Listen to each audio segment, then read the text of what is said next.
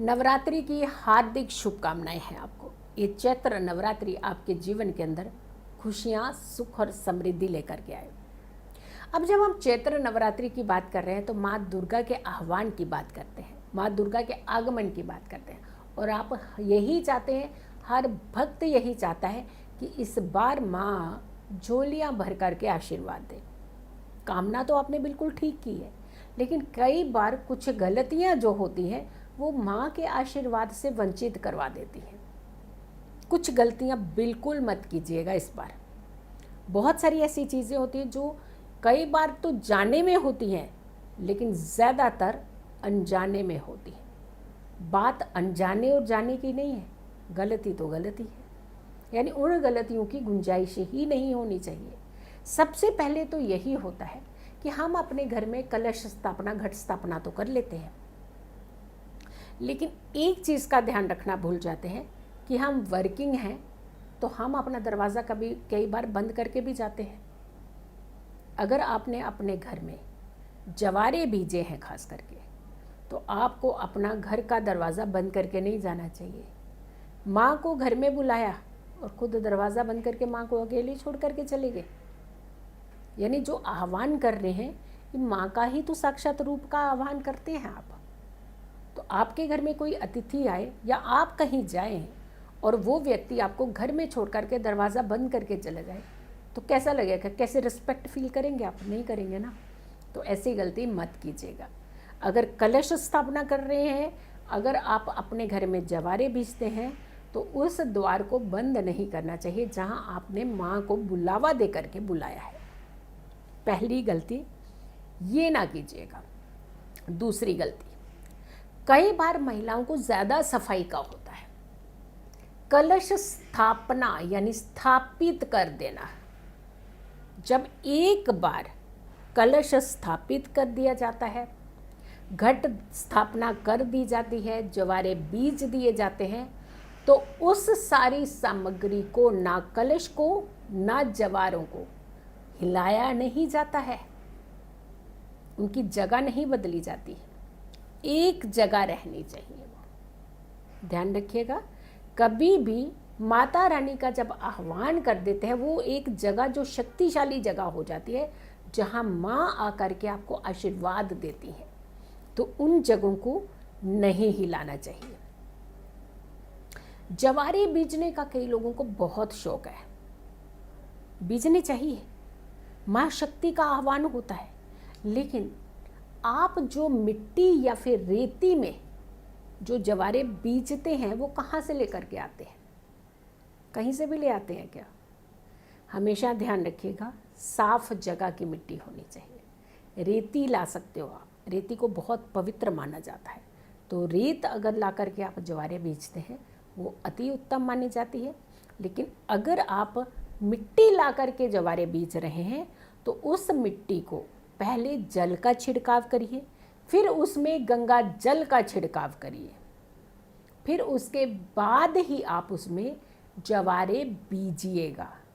यानी पहले शुभ्रता और शुद्धता ये दोनों दीजिए उस मिट्टी को, फिर उसमें खेतरी यानी जवारे बीजने चाहिए, वरना डायरेक्ट लाई हुई मिट्टी में जवारे नहीं बीजे जाते हैं। आज हम धीरे धीरे करके अपनी संस्कृति और अपने चलन को थोड़ा सा भूलने लगे हैं। आम के पत्तों का बड़ा महत्व रहता है, कहते तोरण घर के अंदर लगा दो तो उस घर में हमेशा शुभता बनी रहती है। तो आम के पत्तों का कलश में इस्तेमाल ज़रूर करना चाहिए। फिर आती है बात कि हम अखंड ज्योत तो जलाते हैं, लेकिन अखंड ज्योत जला करके हम ये ध्यान रखना भूल जाते हैं कि एक तो ज्योत शांत नहीं हो जानी चाहिए बीच में, दूसरा घर को अकेला यानी अखंड ज्योत को अकेला सोना नहीं छोड़ा जाता है, आपको घर में ही रहना पड़ेगा। अगर आप ये सावधानियां निभा सकते हैं तो अपने घरों में कलश स्थापना कीजिए, वरना 2 वक्त की पूजा आप कर सकते हैं।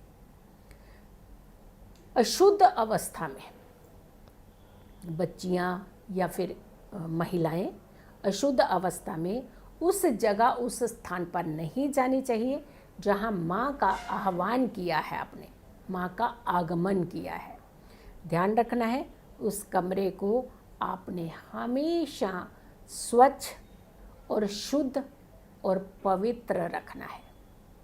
आपने उस मंदिर के कमरे में नहीं जाना है जहाँ आपने माँ का आह्वान करके आपने उन्हें स्थापित किया है, यानी कलश स्थापना की है, घट स्थापना की है।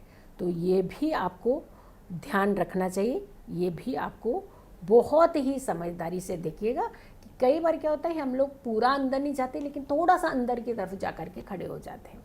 ये शुद्धता और शुभता दोनों का आप ध्यान रखिएगा।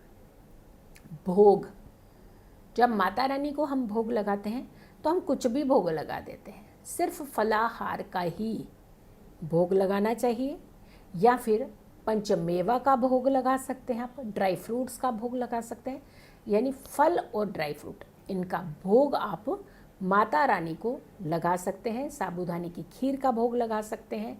और इस तरीके से अगर आप भोग लगाते हैं तो ये पूर्ण सात्विकता का प्रमाण देती हैं चीज़ें। जवारों को प्रवाहित करें या गौ माता को खिलाएं, आप दोनों चीज़ें कर सकते हैं, लेकिन पूर्ण विधि विधान का खास ध्यान आपको रखना है। खेतरी बीजी है, कलश स्थापना की है, तो संध्या की पूजा को आप इग्नोर मत कीजिएगा, यानी संध्या की पूजा आपने ज़रूर करनी है। सुबह की पूजा का अगर महत्व है तो संधि काल की पूजा का भी खास महत्व है। तो संध्या की पूजा के बिना नवरात्रि की पूजाएं पूर्ण नहीं मानी जाती है, तो आपको ये ध्यान रखना है। कलश स्थापित कर रहे हैं या फिर आप घट स्थापित कर रहे हैं तो ध्यान रखिएगा जो कलश है अगर मिट्टी का इस्तेमाल कर रहे हैं तो किसी भी तरीके से वो खंडित कहीं से भी नहीं, एक टुकड़ा सा भी नहीं टूटा होना चाहिए। और ध्यान रखिएगा घट स्थापना खास करके कभी भी खंडित नहीं होना चाहिए, उसे पूर्ण तरीके से चेक करके आपने तभी आपने उसमें कलश स्थापना या घट स्थापना करनी है। इन खास विधि विधान का आप ध्यान रखिएगा। अगेन फिर हम लास्ट में बोल रहे हैं कि घर को खाली नहीं छोड़ा जाता। कोशिश कीजिएगा कि आप घर में ही रहें अगर आपने स्थापित की है, माता रानी का आह्वान किया है, और अगर नहीं स्थापित कर रहे हैं तो 2 वक्त की पूजा रूटीन में आप कर सकते हैं। सो वीडियो को ज़्यादा से ज़्यादा लोगों तक ज़रूर पहुंचाइएगा, क्योंकि माँ का आशीर्वाद चाहिए। हो सकता है किसी और को भी आपके माँ के आशीर्वाद की ज़रूरत और साथ के साथ आपके सहयोग की ज़रूरत हो। सो वीडियो ज़रूर शेयर कीजिए और मेरी आने वाली हर वीडियो ज़रूर देखें। खुश रहें, स्वस्थ रहें, पॉजिटिव रहें। पॉजिटिव रहते हैं तो हर समस्या से हम दूर रहते हैं। जल्दी हाजिर होंगे अगली वीडियो लेकर के, तब तक के लिए नमस्कार, जय माता दी।